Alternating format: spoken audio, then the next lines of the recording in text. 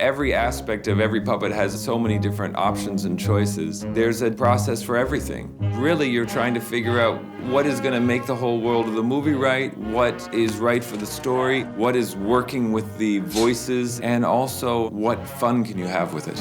Natto petto! Andy Gent, he's the boss of everything to do with puppets. I want my master. From here at the Puppet Workshop, we're responsible for delivery of puppets, making them, and we've got on this nearly 900 characters, several thousand faces that have been sculpted, moulded, painted, all have been done by hand. The largest number of puppets created by hand, so that's crafted out, that's not using 3D printing for a stop-motion film. I'm getting confused now. Working on character design, we'll start a sculpt in plasticine. The scale of sculpting has been immense compared to anything I've worked on previously. 12 sculptors for an animation in general is unheard of, really. Once we've got a sculpt in plasticine that gets approved, we'll make a mould of that one. The mould making is quite important as it picks up all the sculpted detail. 4 different dog scales and 5 different human scales. 200 characters have face replacements. Then we have building the armatures. The armature is essentially the moving facility of the puppets. Some animators like the tension to be fluid and loose, and some animators like the tension to be really quite hard. It's specific to each animator. You can cast the silicone on top of the armatures, which will then give us a skin on a puppet build. Our job is to paint in the skin, in the mold, and then set the armature in and basically pour some silicone. This is fantastic. It's quite translucent and it's very soft. It gives us loads of nice movements. Once you've got the silicone on top of it, you can paint it with all of the little bruises and flecks and shrapnel scars on them.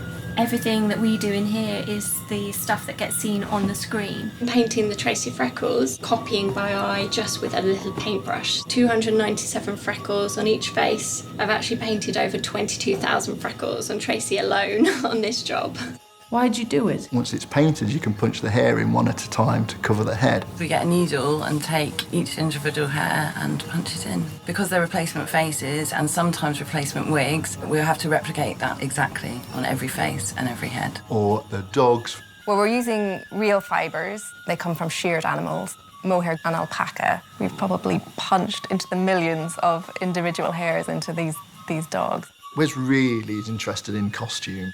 We've got to find an amazing collection of fabrics. With stop motion, the cloth has to stop for the camera to shoot and then move again.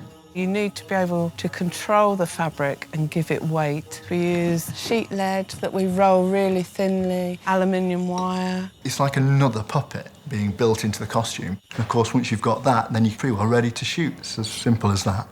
Well, I understood that.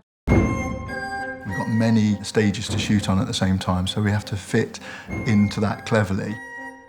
There's only one Bill Murray. I was the lead mascot for an undefeated high school baseball team. And there's only one Scarlett Johansson. That's none of your business. So you can only shoot him one at a time, whereas we're trying to shoot 12 at a time on 12 different sets, and then also in 5 scales. Wow! I'm always amazed how each puppet that we make ends up as a beautiful, moving character. It always takes my breath away. I'm infinitely surprised with what the animators can do. It's genuinely magical.